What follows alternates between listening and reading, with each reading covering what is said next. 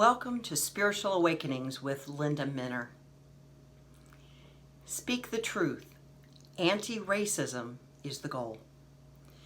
This is based on Matthew 10:24 through 39. Recently on the television show Good Morning America, viewers saw children who were part of the peaceful protests regarding George Floyd's murder. As I watched those children in the city streets all over our country marching for racial equality, I wondered if they knew the power of their words on listeners. My heart hurt for those who had been pepper sprayed. One was a little girl. People nearby poured liquid on her head to relieve the burning. In the civil rights movement, 12-year-olds also marched to try and help the protest be peaceful, but they too were met with harm. There was an 8-year-old protester on Good Morning America who, when asked by a news reporter why she was there, the little girl responded by saying, "I want to live." A very powerful moment. That little girl, because of our world today, was taking a stand for justice. She was, in essence, proclaiming in her way that Black lives matter and that her life matters. Peaceful protests are occurring around the world because people are tired of witnessing brutality and injustice. It cannot be ignored. That is exactly why people are protesting. They are standing up with boldness for truth in the face of lies, justice in the face of brutality, and hope in the face of racism. Jesus tells his disciples to be like their teacher and to expect that if their teacher is attacked, they will be persecuted as much or more. Jesus said not to fear their accusers because what is covered up in secret will be made known. He said, quote, "What I say to you in the dark, tell in the light. And what you hear whispered, proclaim from the housetops." End quote. Jesus was talking about having courage to speak the truth. Truth shines, and the darkness cannot overcome it. Why do we see signs and masks that say, "I can't breathe"? We are seeing these signs and masks because a man forced to his death on camera is just one example of how people of color have been violated by indifference and injustice. People of color are in fear for their safety and their lives because of systematic racism. People of color are angry, and I'm beginning to understand why. People of all races are going into the streets, not just in Manhattan, Washington, D.C., Louisville, Kentucky, and Chesapeake, Virginia, to name a few, but in Japan and London and other places around the world. The protesters are not displaying fear, but courage and bringing attention to this institutionalized injustice. Jesus said we are not to be afraid of the evil in this world. We are to stand up against wrong and to do what is righteous and holy. We are to fear God, not people or evil. God sees it all, and we are of great worth and value. I am sure that Jesus was including children in those who are of value. Yes, we are to only fear God. If racism wasn't in the world, perhaps that would be possible. Racism puts fear in the hearts of people just because of their skin color. Some people of color fear the world, the police, or their neighbors just because of the color of their skin. White privilege has come up when talking with fellow church members and others.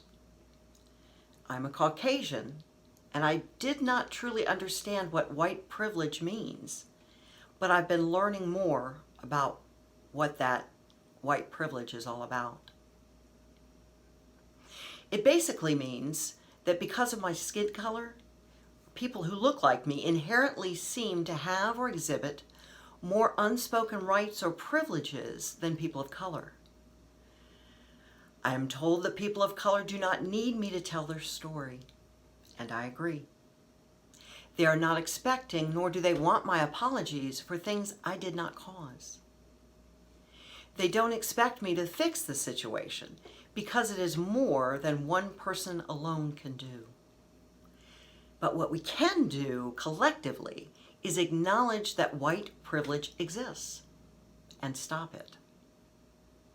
Here is an example of how to stop it.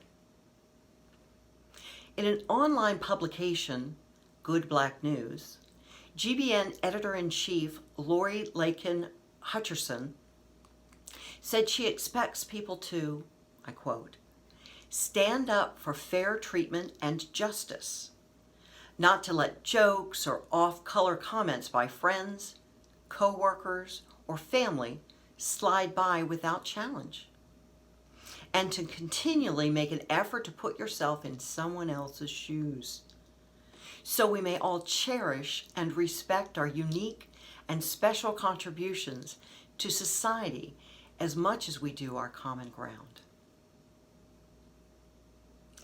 A family friend who is African American shared recently with me that saying, "I am not racist" or "I am not prejudiced" is not enough.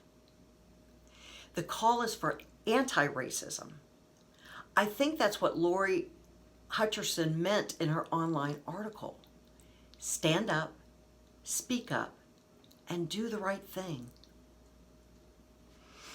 The Bible talks about being like our teacher Jesus, who loved others and respected those who were not in positions of power. In addition, Proverbs 9:10 says, "The fear of the Lord is the beginning of wisdom." The fear of the Lord refers to being in awe of God's divine majesty and showing honor and respect. We are called to be in awe of God and be like Jesus. Fear of being rejected for our skin color was not part of the equation. The fear of people and the fear of the Lord are not the same thing. The fear of people who can condemn you because of your race is another thing entirely. That is not the fear we are called to have with one another, nor instill it in our country's foundation. Racial tension is obvious. Yes, people are holding peaceful protests and their voices are being heard. What we have not done yet is gotten to the bottom of the problem. The problem is hatred and fear, even if disguised as political view or dismissed as not my problem. It is all of our problem if our country is to live in peace with brotherly and sisterly love. Yes, love is the answer.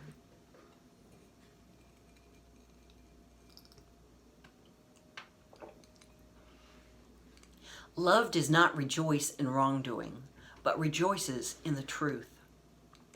The truth is there's a great divide. Those with white privilege have had the ability to get into better schools and neighborhoods, get promotions in business and industry, and have more advantages in this country than our brothers and sisters of color. No wonder there is tension in our land. Lori Hutcherson of Good Black News made her point well. We need to acknowledge that white privilege does exist. Racism has always existed. And now anti-racism needs to prevail throughout the land. Perhaps then we can be one nation under God, indivisible, with liberty and justice for all. We are to be like our teacher and expect that if God's Son was maligned for truth and righteousness, we will be even more so. We are supposed to only fear God, to love God, to be in awe and reverence. In Christ, we are children of one Lord. There are little children and teens fearing for their safety, protesting for equality and putting themselves out there so that all may be free. Where do we go from here?